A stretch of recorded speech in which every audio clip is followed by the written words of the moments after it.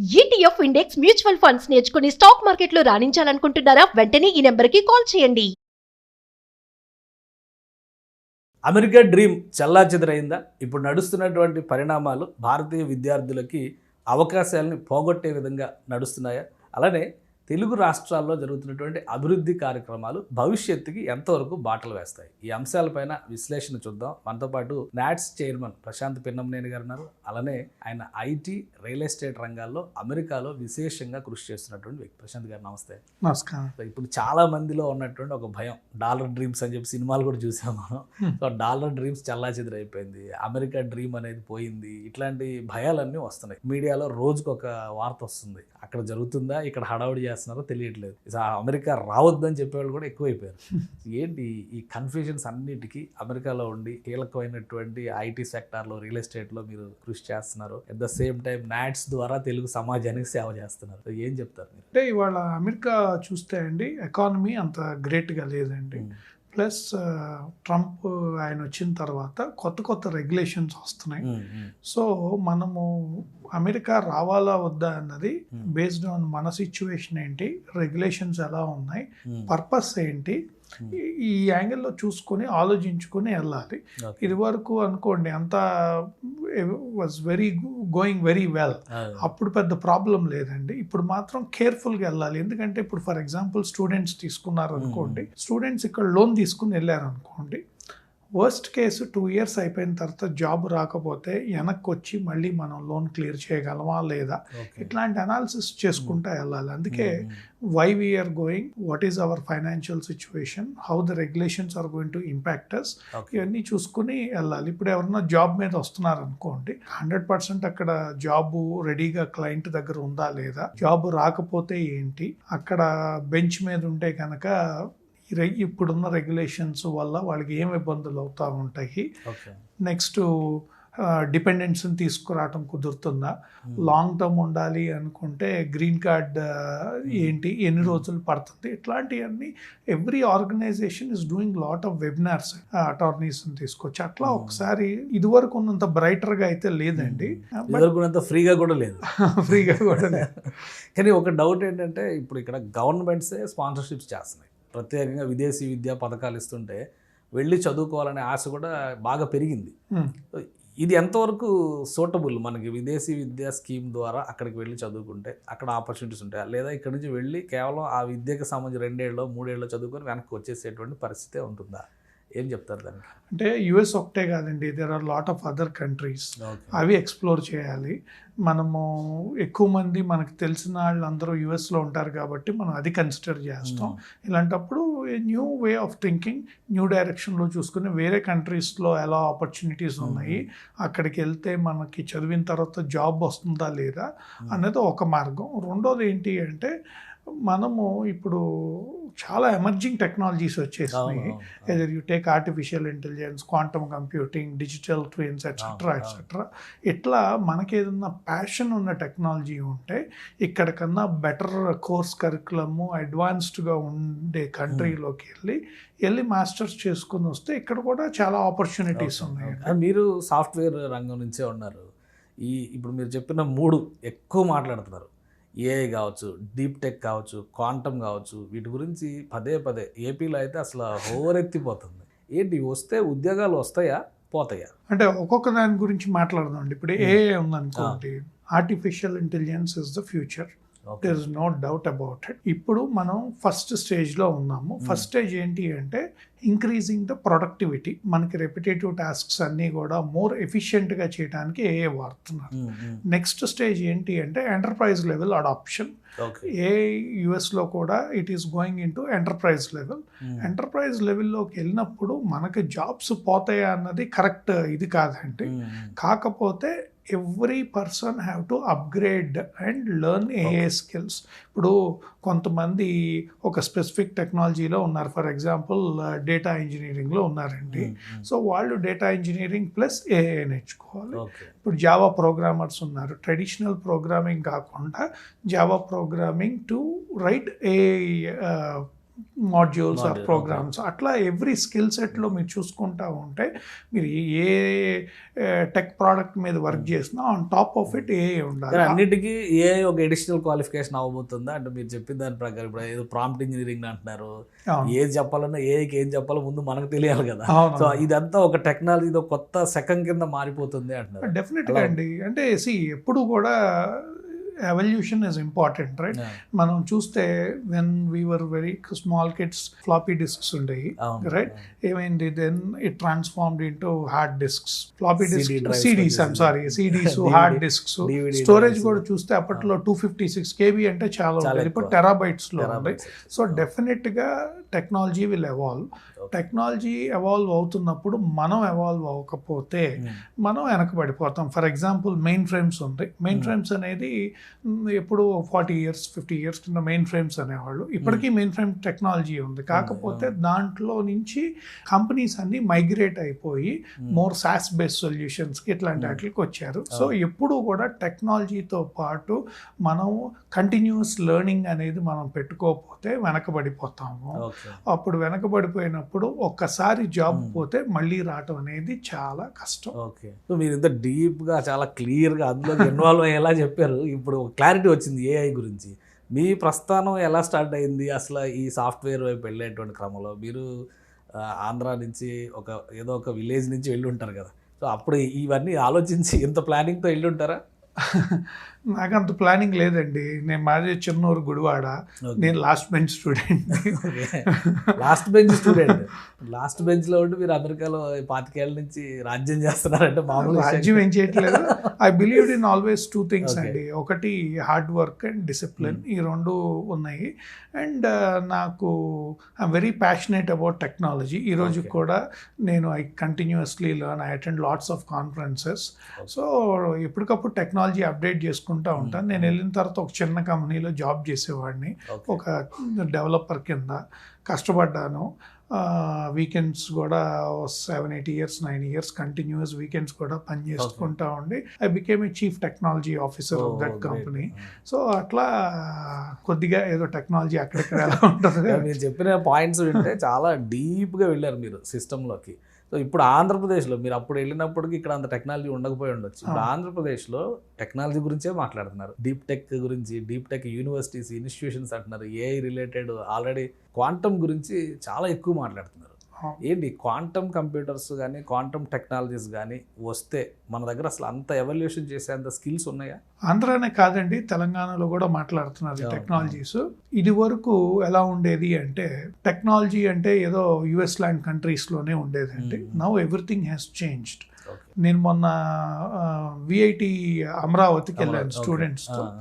వాళ్ళకి మేము startup competition పెట్టాం నాట్స్ ద్వారా. I'm amazed to see how creatively they have developed products in health care sector. అది చూసినప్పుడు నాకు ఏమనిపించిందంటే ఈ గ్రోత్ ఇన్ టెక్నాలజీ, ఇన్నోవేషన్ ఇదివరకు అమెరికాలో అయ్యి తర్వాత ఇండియా వచ్చేది. ఇవాళ ఉన్న పరిస్థితుల్లో మనకు అమరావతి లాంటి ఊరు లేకపోతే నిజామాబాద్ లాంటి ఊర్లో అక్కడి నుంచి కూడా మనం ఇన్నోవేషన్స్ చేయొచ్చు, ఈ టెక్నాలజీస్ని బిల్డ్ చేయొచ్చు అనేది. ఎందుకంటే everything is available in the internet. Okay, so అట్లా చూస్తే I strongly believe that we don't need to wait for countries like US వేరే కంట్రీస్ కాకుండా మనము మన ఇండియాలో మన రాష్ట్రాలు కూడా మెట్రోపాలిటన్ సిటీసే అక్కర్లేదు, సెకండ్ లెవెల్ సిటీస్లో కూడా plenty of people are using technology. ఒక చిన్న ఎగ్జాంపుల్ చెప్తాను. మొన్న మేము గుడివాడలో మెడికల్ క్యాంప్ చేసామండి. గుడివాడలో మెడికల్ క్యాంప్ చేసేలా వచ్చేపాటికి ఒక డాక్టర్ గారి దగ్గర చేసే అసిస్టెంట్ అయిపోయే లోపల ఇన్స్టాగ్రామ్లో రీల్స్ చేసేసాడండి మొత్తం. ఆ క్వాలిటీ ఎలా ఉందంటే I was amazed. Okay, so అంటే చూడండి టెక్నాలజీ అడాప్షన్ ఎట్లా ఉంది. ఆయన చేసేదేమో హెల్త్ కేర్ సెక్టర్లో media related work with quality with perfection చేశారు. సో అట్లా చూసుకుంటూ ఉంటే technology adoption has increased. Okay, ఇది క్వాంటమ్ కంప్యూటింగ్ అవ్వండి, ఏఐ అవనివ్వండి, digital twins or whatever it is going to innovate more faster in countries like India. ఓకే. That is my strong so belief. రెండు విషయాలు ఇక్కడ మనకి ఎక్కువ కనిపిస్తుంది. మన ఆల్రెడీ సదరన్ స్టేట్స్ అన్ని టెక్నాలజీ విషయంలో పోటీ పడుతూ ఉన్నాయి. అక్కడ తమిళనాడుని చూస్తే ఆంధ్రప్రదేశ్, తెలంగాణ, కర్ణాటక, మహారాష్ట్ర అటు గుజరాత్ వరకు ఆ స్ట్రెచ్ అంతా ఫుల్ పోటీలో ఉంటాయి. మీరు ఏపీ నుంచి రిప్రజెంట్ చేశారు, మీ రూట్స్ అన్నీ ఏపీ నుంచి ఉన్నాయి కాబట్టి ఏపీలో ఇప్పుడు టెక్నాలజీ గురించి జరుగుతున్నటువంటి డిస్కషన్స్ ఒకటి క్వాంటమ్ వ్యాలీది ఆల్రెడీ ఒక క్లారిటీ ఇచ్చారు. ఇప్పుడు వైజాగ్లో గూగుల్ డేటాబేస్ సెంటర్స్ వస్తే మొత్తం సినారియో మారిపోతుంది, ఇది దేశానికి గ్లోబల్ హబ్ అవుతుంది అంటున్నారు. ఇంకోవైపు నుంచి రాజకీయంగా వచ్చే విమర్శలు ఎలాగో వస్తాయి. బట్ అసలు ఏంటి ఈ గూగుల్ డేటా సెంటర్స్ రావడం వల్ల జరిగే పరిణామాలు ఎలా ఉండొచ్చు? రాజకీయంగా నేను మాట్లాడినండి, బట్ గూగుల్ డేటా సెంటర్ రావటం అనేది అయితే మాత్రం if it comes and happens it's a huge plus. Okay. అంటే డేటా సెంటర్స్కి వాళ్ళు చాలా పారామీటర్స్ చూస్తారండి. జియోగ్రఫికల్ కండిషన్స్ చూస్తారు, ఎలక్ట్రిసిటీ చూస్తారు, కంప్యూటింగ్ పవర్ చూస్తారు. గూగుల్ డేటా సెంటర్ రావటం వల్ల వేలకు వేల జాబ్స్ వస్తాయా అంటే I don't believe in. But అలాంటి సెంటర్స్ రావటం వల్ల మీకు ఆ పక్కన ఉన్న సబ్సిడరీస్ అన్ని బాగా గ్రో అవుతాయి అండి. మొత్తం టోటల్ ఎకో సిస్టమ్ పెరుగుతుంది. ఇప్పుడు సపోజ్ హార్డ్వేర్ పర్చేసెస్ చేయాలి, ఎలక్ట్రిసిటీ రిలేటెడ్ ఇంప్రూవ్ అవుతుంది.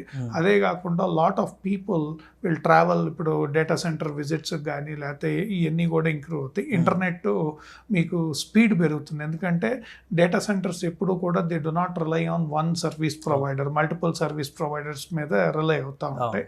దెన్ ఇదే కాకుండా అదర్ ఆపర్చునిటీస్ ఎక్స్ప్లోర్ చేసుకుంటే ఇప్పుడు ఆ సిస్టమ్స్ అన్నిటినీ ఏదన్నా మెయింటెనెన్స్ చేయాలన్నా లేకపోతే అప్గ్రేడ్ చేయాలన్నా ఇట్లాంటి there are plenty of opportunities. So Google data center coming to Vizag నేనైతే that is a huge milestone కింద చూస్తాను. సో ఇప్పుడు అమెరికా డ్రీమ్ అనేది పక్కన పెట్టేసి చూస్తే మన దేశంలో ఉన్న ఆపర్చునిటీస్ కానీ, మన దేశంలో ఉన్నటువంటి యంగర్ జనరేషన్స్కి వస్తున్నటువంటి అవకాశాలు కానీ, అమెరికాతో కానీ పాశ్చాత్య దేశాలతో పోల్చి చూస్తే ఇప్పుడు ఎలా ఉన్నాయి? మీ అంచనా ఏంటి? ఈ ఏదో 2047 విజన్ అని చెప్పని పెద్ద ప్లాన్తో వెళ్తున్నారు మన రాష్ట్రాలు, కేంద్ర ప్రభుత్వం కూడా. మీరు ఎలా చూస్తారు దీన్ని? అంటే ఇక్కడ వాళ్ళు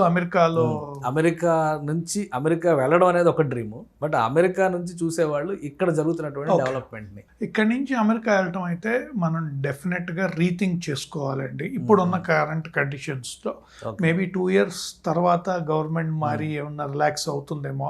అక్కడ కూడా మనకు ప్రాబ్లం ఉందండి, అక్కడ కూడా హ్యూజ్ టాలెంట్ షార్టేజ్ ఉంది ఇక్కడ కూడా. సో అక్కడ వాళ్ళు ఇక్కడ ఎలా చూస్తున్నారు అంటే నేనైతే చాలా పాజిటివ్గా చూస్తున్నానండి. ఎందుకు అంటే beyond boundaries is what I'm seeing right now. Okay, నేను చిన్నప్పుడు యుఎస్ ఒక కంట్రీనే అంత టెక్నాలజీ అంతా ఫస్ట్ అక్కడికే వస్తుంది. అసలు ఆ బ్యారియర్స్ అన్ని బ్రేక్ అయిపోయినాయి. అది ఇండియానే కాదండి, anywhere in the world. So ఇవాళ ఎలా అయిపోయింది అంటే ఆపర్చునిటీస్ ఎక్కువ ఉన్నాయి, కాంపిటేటివ్గా ఉంది. And if you are investing your time properly, investing and analysing the trends, చాలా ఆపర్చునిటీస్ ఉన్నాయండి. సో అమెరికా డ్రీమ్, ఇక్కడేమో అమరావతి డ్రీమ్ అని ఒకటి చెప్తున్నారు ఈ మధ్య. ఈ రెండింటిని కంపేర్ చేస్తే మీరేం చెప్తారు? అమెరికా డ్రీమ్ ఇప్పుడున్న పరిస్థితుల్లో అయితే కళలు కంటానికి బాగుంది కానీ ఆ కళలు నిజం అవడానికి కఠినమైన పరిస్థితులు ఉన్నాయి అక్కడ.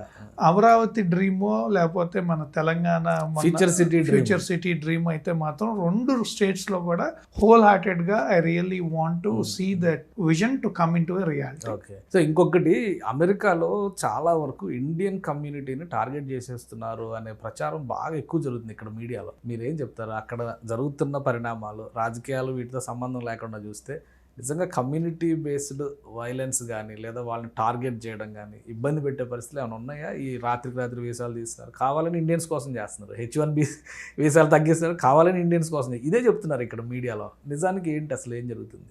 అంటే టార్గెట్ బేస్డ్ అనేది ఐ డోంట్ థింక్, నా పర్సనల్గా ఐ వుడ్ నాట్ అగ్రీ అండి. ఓకే.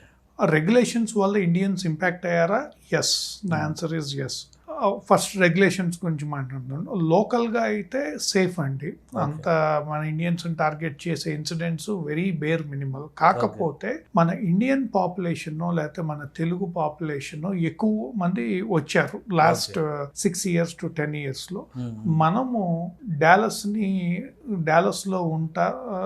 లాంటి ఊర్లో ఉంటున్నప్పుడు మనము we have to adapt to that US culture. అవును, ఓకే, అవును. డాలస్ So, అవనివ్వండి, be a Roman in Rome అన్నారు రోమన్ కదా. లాగా. సో అదొక్కటి కొద్దిగా స్ట్రాంగ్ మెసేజ్ ఏంటి అంటే మనం వేరే కంట్రీలో ఉంటున్నాము, we have to adapt to their culture, we need to know what to do, what not to do. అవి కొద్దిగా ఎక్కడికక్కడ లీడర్స్ బాగా ఎడ్యుకేట్ చేస్తున్నారు. ఓకే, సో మొన్న నేను డాలస్లో ఒక గ్రూప్ ఆఫ్ లీడర్స్ ఓపెన్గానే చెప్పారు, దీస్ ఆర్ ద థింగ్స్ మీరు చేయకూడదు అనేది. అట్లాంటివి ఏమన్నా చేస్తే నాకు పర్సనల్గా నా కన్సర్న్ ఏంటి అంటే, ఏదన్నా మనము ఇప్పుడు మన పెద్ద హీరోలు వచ్చినప్పుడు పర్మిషన్స్ తీసుకోకుండా చేసో, ర్యాలీస్ చేసో, లేకపోతే ఎయిర్పోర్ట్లో గోల్ చేసో, ఏదన్నా ట్రిగర్ అయ్యి జరగరాని ఇన్సిడెంట్ మనల్ని టార్గెట్ పెట్టి చేస్తారేమో అన్న భయం ఎప్పుడూ ఉంటుంది. దాన్ని అవాయిడ్ చేయాలి అంటే ఇర్రెస్పెక్టివ్ ఆఫ్ ఆర్గనైజేషన్స్, ఏ ఆర్గనైజేషన్ అయినా కూడా వాళ్ళందరూ కూడా ఎప్పటికప్పుడు ఎడ్యుకేట్ చేసి యంగర్ జనరేషన్స్ 20 to 25 వచ్చే వాళ్ళకి ఎప్పటికప్పుడు ఎడ్యుకేట్ చేస్తా, సివిక్ సెన్స్, సోషల్ సెన్స్ ఉండి జాగ్రత్తగా చేసుకోమని మనం ఎడ్యుకేట్ చేయాల్సిన రెస్పాన్సిబిలిటీ మనకు ఉందండి. సో ఆ జాగ్రత్తలు తీసుకుంటే ముందు అసలు మన మీద ఏ టార్గెట్లు రావంటారు. డెఫినెట్గా కదండి. అంటే ఎక్కడో ర్యాండమ్గా ఎప్పుడో జరుగుతాయి కానీ మనం ఎవరిని బాధ చేయనప్పుడు వై వుడ్ ఇట్. సో ఇప్పుడున్న కండిషన్స్లో మంచి టాలెంట్ ఉండి మంచి ఆపర్చునిటీస్ కోసం చూస్తూ అమెరికా రావాలి అనుకునే వాళ్ళకి మీరు ఏం మెసేజ్ ఇస్తారు ఫైనల్గా? అంటే depends, work or study study. స్టడీ ఆర్ వర్క్. ఎందుకంటే ఫస్ట్ స్టడీ కోసం వెళ్దాం అనుకున్నారు, నెక్స్ట్ ఆపర్చునిటీ వెతుక్కోవడం. లేదంటే ఆపర్చునిటీ ఇక్కడ ఉండగా ఇక్కడ ఐఐటీలో ఉన్నారనుకోండి, క్యాంపస్ రిక్రూట్మెంట్స్ ద్వారా కూడా ఆఫర్స్ వచ్చేస్తున్నాయి కొంతమంది. సో ఆన్సరింగ్ ఐఐటి నుంచి క్యాంపస్ ఇంటర్వ్యూస్ ద్వారా వస్తే 100% రిస్క్ తక్కువ.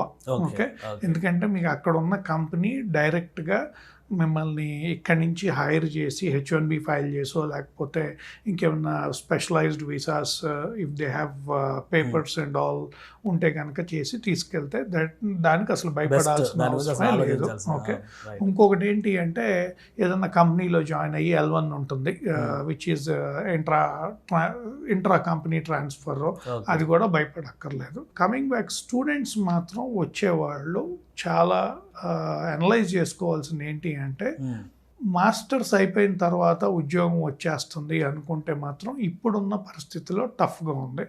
అక్కడున్న వాళ్ళకే కొంతమందికి ఎక్స్పీరియన్స్ పీపుల్కి జాబ్స్ పోతున్నాయి, వాళ్ళకి పోతేనే టైం పడుతుంది, అక్కడ లే ఆఫ్స్ జరుగుతున్నాయి. సో కొద్దిగా అదొక్క స్టెప్ మాత్రం జాగ్రత్తగా ఆలోచించుకుని వెళ్ళాలి. స్టూడెంట్స్ వచ్చేవాళ్ళు మనం అక్కడ మాస్టర్స్కి వెళ్ళి జాబ్ రాకపోయినా వెనక్కి వచ్చి ఇక్కడ మన ఏమైనా లోన్స్ ఉంటే క్లియర్ చేసుకొని వెళ్ళేలాగా ఉంటే కనుక రావచ్చు అంటే. సో అలాంటి పరిస్థితులు లేకపోతే రిస్క్ చేయొద్దంట. థ్యాంక్ యూ ప్రశాంత్ గారు విశ్లేషించినందుకు. ఇది ప్రశాంత్ గారు చెప్తున్నారు, అమెరికా డ్రీమ్ అనేది ఇప్పటికీ అలానే ఉంది, చెక్కు చెదరలేదు. కానీ కొన్ని పరిమితులు ఏర్పడ్డాయి, ఆ పరిస్థితులు అర్థం చేసుకుంటే కనుక ప్రశాంతంగా అమెరికా రావచ్చు అని చెప్పని ఆయన చెప్తున్నారు. దీంతోపాటు ఇక్కడ Amaravati dream, future city dream, ఇవి ఖచ్చితంగా ఫ్యూచర్ని మార్చేటువంటి నిర్ణయాలు కాబోతున్నాయి. ఎక్కడికక్కడ టెక్నాలజీకి తగ్గట్టుగా స్కిల్స్ అప్గ్రేడ్ చేసుకుంటే అద్భుతమైన ప్రపంచాన్ని భవిష్యత్తులో చూడడానికి అవకాశం ఉంటుందని ఆయన విశ్లేషిస్తున్నారు. ఇది స్పెషల్ డిస్కషన్. Keep watching.